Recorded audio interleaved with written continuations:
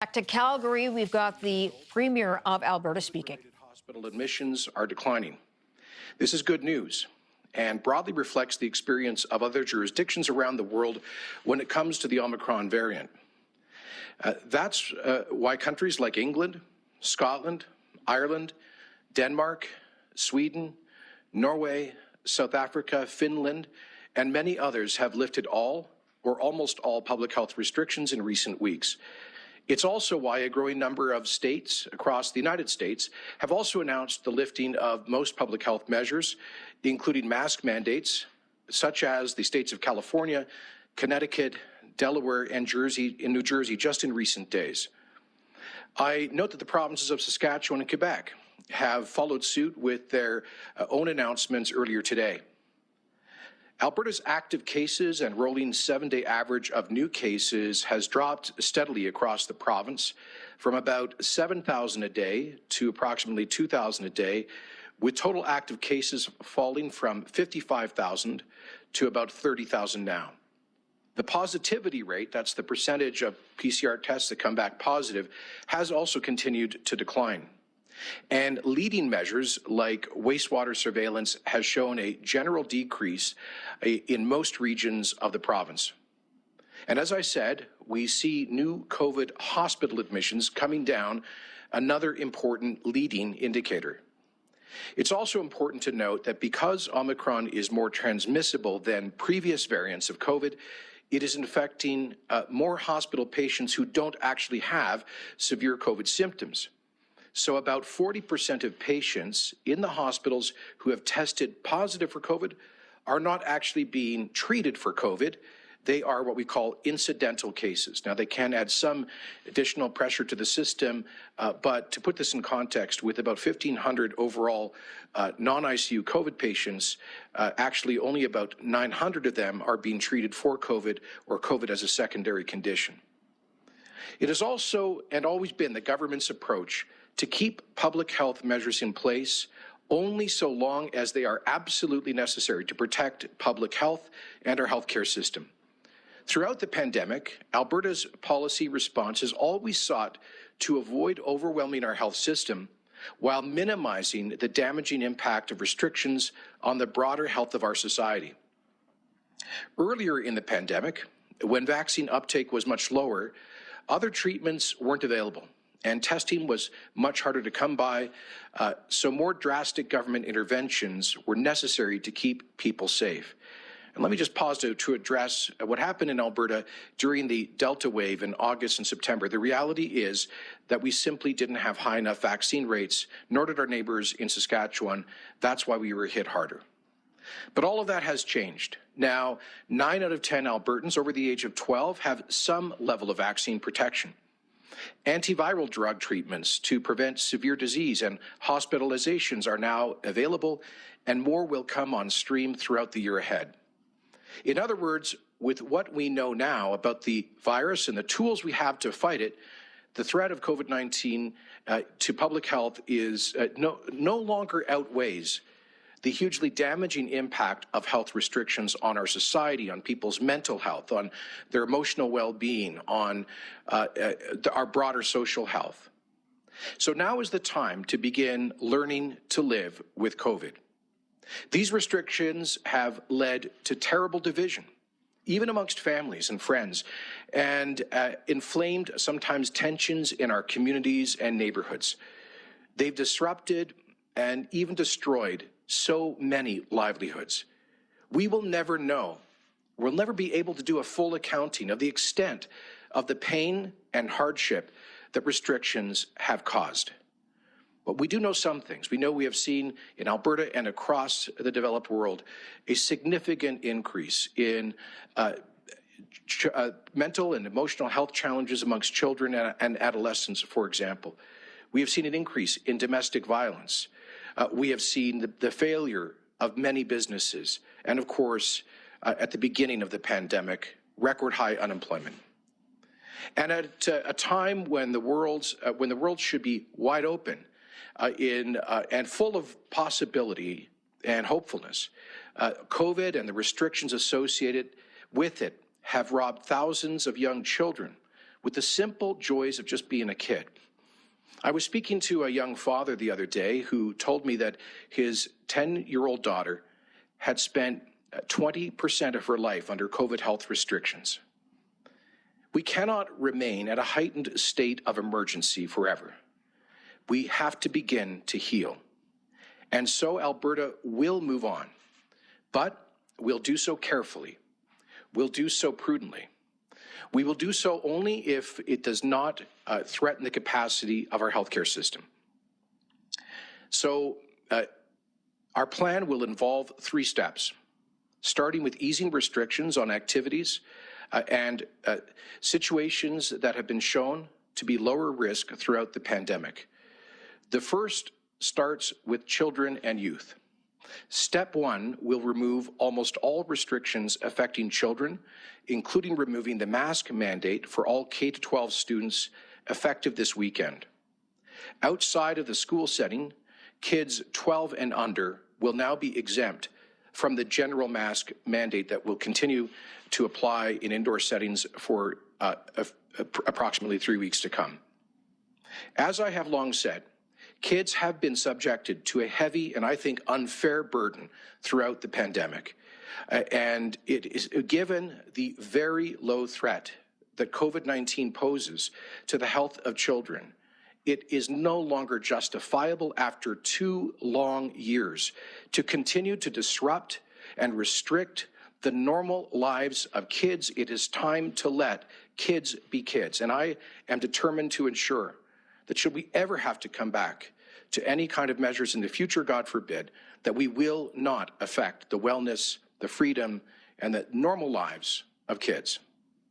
Step 1 will also end the restriction exemption program in its entirety, effective midnight tonight.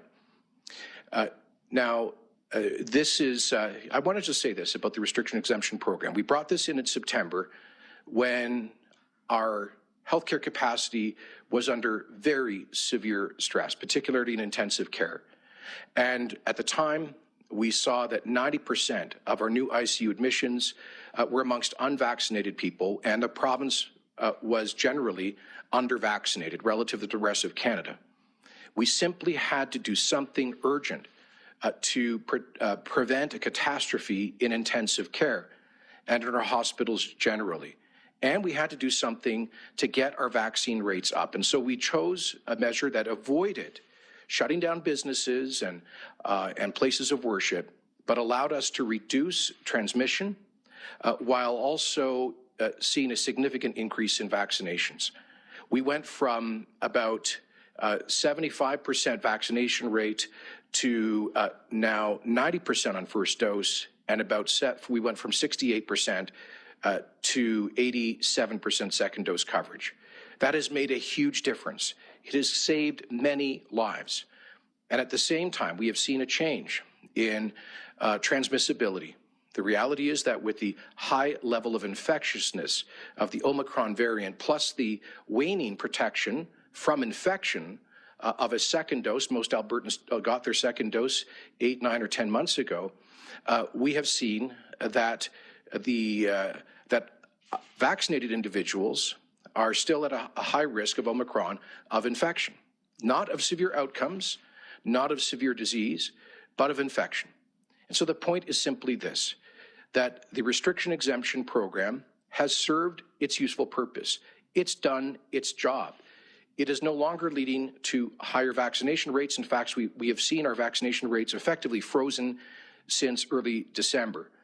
And so our approach to COVID must change as the disease changes.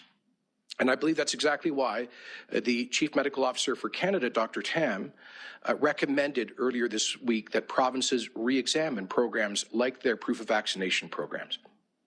That's exactly what we're doing with this decision. Finally, step 1 will remove capacity limits for all except large capacity venues of over 500 people. Minister Copping will provide further details on these measures. Now, following these phase 1 measures, we will take 3 weeks to carefully monitor trends with a focus on hospitalizations. If And only if we continue to see a downward trend in hospitalizations, we will then proceed to phase 2. Our current target date for phase 2 is March the 1st, at which point we plan to lift most remaining restrictions, including the indoor mask mandate, the requirement to work from home, and remaining capacity limits. Following this stage, we will take more time to monitor trends, again with a focus on whether pressure on our hospital system is manageable. When it is safe to do so, we would then proceed to stage 3, which would be to eliminate all remaining public health measures at that point. So let me add an important caveat. If the current trends reverse themselves, and if we see a significant and sustained increase in pressure on our hospitals, we may have to pause some of these measures. But we are determined to get our life back to normal, doing so in a way that ensures that a hospital bed is there for everyone who needs one. And that is why a big part of the upcoming provincial budget later this month will be about increasing the capacity of Alberta's healthcare system. Because despite the sometimes heroic efforts of our fantastic frontline healthcare professionals over the past 2 tough years, the same 2 years have spotlighted serious shortcomings in the Canadian healthcare system, which we simply must address, beginning with the federal government paying for its share of an increasingly costly and complex modern healthcare system with an aging population. So I very much hope that today's long-awaited optimism this announcement rather gives a sense of optimism and hope to Albertans. I know that some will say this is too much change and that we are moving too fast. But please keep in mind that we have the benefit of a few weeks being behind a few weeks of other jurisdictions, such as the United Kingdom, and we can watch what happens as they return to a regular way of life. For example, in Britain, most restrictions have been dropped as the Omicron wave has subsided, and aside from masking in high-risk settings such as acute care and mandatory isolation for people with COVID, there are no other countrywide mandates in Britain. Cases and hospitalizations for COVID are continuing to drop there, and in all the other countries I mentioned that have lifted measures with the exception of Denmark. While we are closely monitoring what other places are doing, and have no doubt, please do have no doubt that our plan is focused on the data here in Alberta. It ensures that we will remain sure-footed, ever aware of what is happening in our own healthcare system and maintaining protections for those most at risk until the very end of this plan for getting back to normal. So we are moving carefully, we are moving with confidence. While we are working towards an end to restrictive measures and the damage that they impose, I want to be clear. None of this is an end to COVID-19. New variants will arrive, and we will still see times when cases are higher in the province. We will likely also see times when there is additional pressure on the hospitals. But restrictions, mandates, and those kinds of interventions will not and must not become a permanent feature of our lives. With widespread uptake of the vaccines, as I say, close to 87% fully vaccinated with 2 doses, and nearly 1.5 million Albertans with having received their 3rd shot, we are well positioned to live with this virus as we do with many other infectious diseases. The vaccines are doing what we've always said they would do, to protect us from severe illness and outcomes. The numbers don't lie. Over the past 3 months, the rate of COVID-19 deaths of healthy but unvaccinated individuals in Alberta is over 7 times more than those who have been fully vaccinated.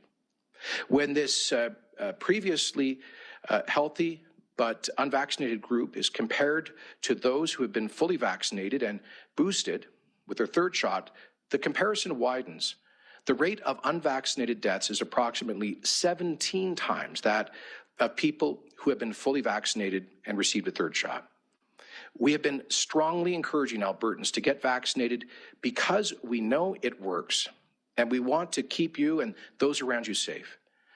So now that the overwhelming majority of Albertans are protected, we are confident that we can begin to ease restrictions while preventing undue strain on our healthcare system. And we are not returning to normal all at once. So please continue to exercise good judgment and make smart decisions, decisions that make sense for you and your family. Our acute care system is still under real stress, and we may still see waves of COVID-19 come and go, as I've said, in the months ahead. But we will always need to protect the most vulnerable and may need to adjust as we start this transition. The virus has certainly left all of us bruised, but we are not broken. We Albertans are never broken. We are always resilient. It is time to call on that resilience as we move in the path to recovery. It is time to remove these restrictive and damaging health measures. It's time for us to learn to live with COVID as best we can.